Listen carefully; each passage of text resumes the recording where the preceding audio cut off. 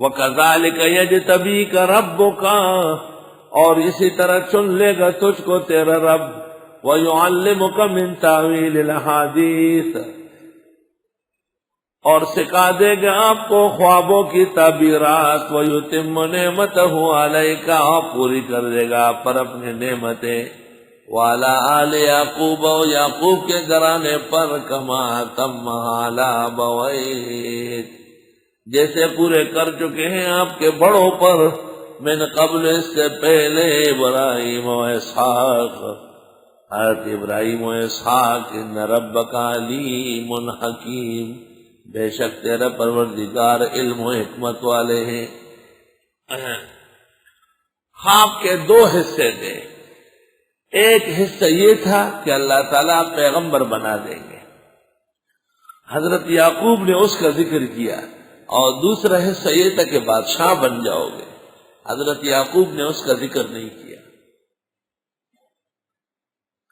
کیونکہ نبوت اشرف منصب ہے، اور اس کے سامنے سلطنت یا سیادت کوئی چیز نہیں ہے، اور یا یہ ہے کہ جز اعلیٰ کو ذکر کر کے ادنا کو چھوڑ دیا، اور یا یہ کہ اکتفا بأحد الامرین ہوتا ہے خواب میں۔ مجھے ایک شخص نے آ کے خواب سنایا، اور اس نے کہا میرے دائیں ہاتھ سے خوشبو آ رہی ہے، خوشبو، تو میں نے تعبیر دی کہ بیٹا ہوگا، بیٹا ہو گیا،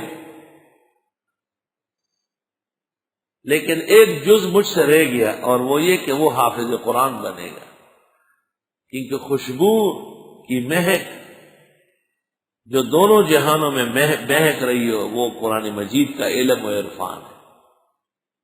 تو کبھی کبھی معبر خواب میں، خواب کے بدلے میں صرف ایک جز بیان کر لیتا ہے، دوسرا رہ جاتا ہے، اس کے بعد میں بہت زیادہ محتاط ہو گیا ہوں، اور اس قسم کے تمام اطراف اور نواحی کو پکڑنے کی پوری کوشش کرتا ہوں، اور اس میں اللہ تعالیٰ نے 100% کامیابی نصیب فرمائی۔ خواب بصلاحیت نہیں ہوتا، خواب بموہوبہ ہوتا ہے۔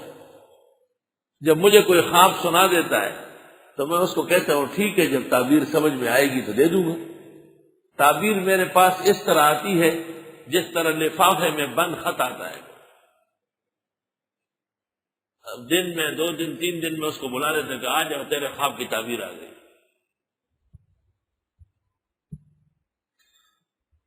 اور معبر کی ایک نشانی یہ بھی ہوتی ہے کہ اس کو اپنے خواب کی تعبیر سمجھ نہیں آتی۔ سارے جہان کے خوابوں کی تعبیرات دیتا ہوں، اپنے خواب سے معذرت ہو جاتی اور نہایت پریشان ہوتا ہوں کہ یہ کیا معاملہ ہے۔ اللہ تعالیٰ نے ہمارے عزیز دوست جامع کے روح رواں منصور صاحب کو بھی بہت بڑا فہم و کمالی سمجھ دی ہے، اور وہ اس قسم کے خوابوں کو پکڑ لیتا ہے۔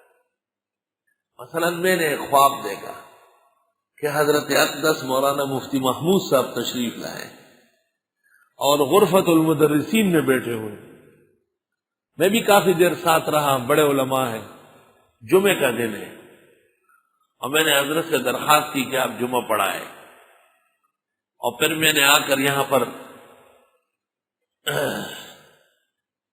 تعارف کیا، اعلان کیا۔ 3 بج گئے خواب میں، لیکن مفتی صاحب وہاں سے اٹھے نہیں۔ مجھے ڈر لگا کہ وقت گزر رہا ہے، دیکھا تو صف میں مولانا فضل الرحمان صاحب بھی بیٹھے ہوئے اور وہ ہنس رہا ہے۔ میں بھی بہت تنگ آیا، غصہ بہت ہو گیا، تو بس میں نے خطبہ کی اذان دلوا کے خطبہ پڑھا، مختصر والعصر انا اعطینا سے جمعہ پڑھا لیا۔ میں نے کہا وقت ختم ہو رہا ہے، مفتی صاحب تو اٹھتے ہی نہیں، 3 گھنٹے ہو گئے، یہاں وہاں سے یہاں نہیں آ رہا ہے۔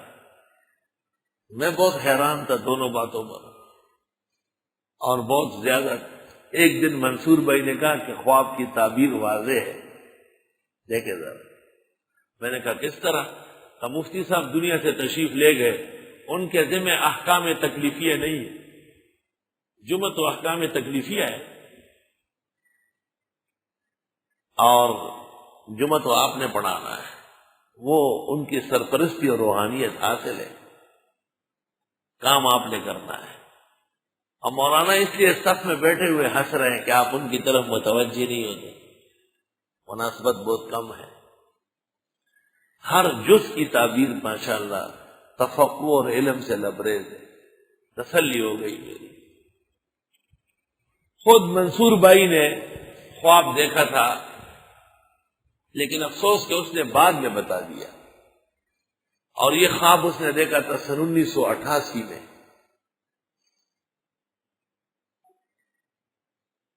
خواب یہ تھا کہ ان کے ہاتھ میں 2 یاقوت ہے اور 2 زمرد ہیں، 4 قیمتی پتھر ہیں۔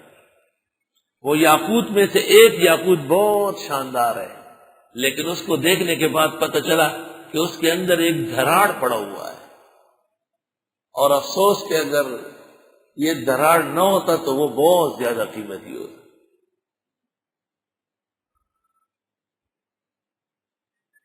خواب دیکھ کر انہوں نے یہ سمجھا کہ میرا کام ہی لال و جواہرات کا ہے، یہ کون سا بڑا کارنامہ ہے، کام قسم ہے۔ لیکن جب ہماری گاڑی الٹ گئی، حادثہ ہو گیا کار کا، اور اسپتال میں لیٹا ہوا تھا، ٹانگ ٹوٹی تھی، اور وہ استاد محترم مولانا عبدالحنان صاحب کی کمر ٹوٹ گئی تھی، اور منصور بھائی اور مولانا صبا صاحب دونوں محفوظ رہے۔ تو اس نے کہا کہ میں نے خواب دیکھا تھا 2 یاقوت، ان میں دراڑ پڑے، اور 2 زمرد وہ بچے ہوئے تھے۔ میں نے کہا اللہ کے بندے پہلے بتاتے تو یہ واقعہ نہ ہوتا، اس کو ایسا اڑا دیتا کہ پتہ بھی نہیں چلتا، کیونکہ بڑے پیمانے پہ صدقات کرنے پڑتے ہیں اور اللہ تعالیٰ فضل فرما دیتا ہے۔ لیکن جو تقدیر مبرم میں سے ہوتا ہے اس میں کبھی آدمی بھول جاتا ہے، کبھی وقت پر تعبیر سمجھ نہیں آتی، کبھی تعبیر کے بجائے تدبیر کی ضرورت ہوتی ہے اور آدمی نہیں کرتا۔ جو خدا کا فیصلہ ہوتا ہے وہ ظاہر ہو ہی جاتا ہے، اسے کون ٹال سکتا ہے سوائے اللہ تعالیٰ کے۔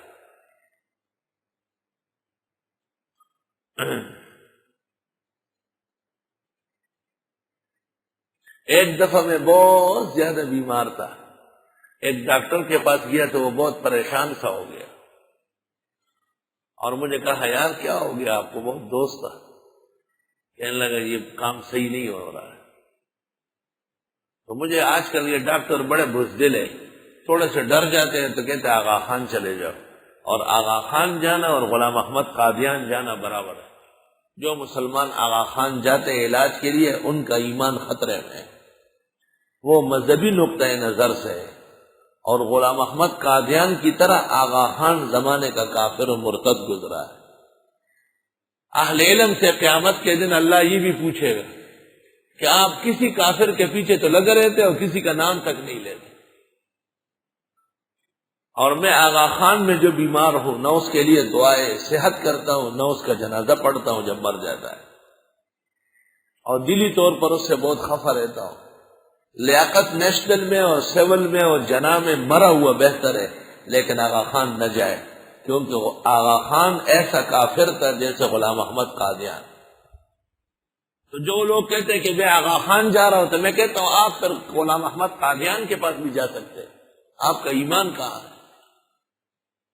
اور جو باتیں اس نے کہی اس سے زیادہ خطرناک باتیں آغا خان نے کہی، لیکن انہوں نے چھپائی ہوئی سب باتیں۔ میں نے صحیفہ گجراتیہ پورا دیکھا ہے،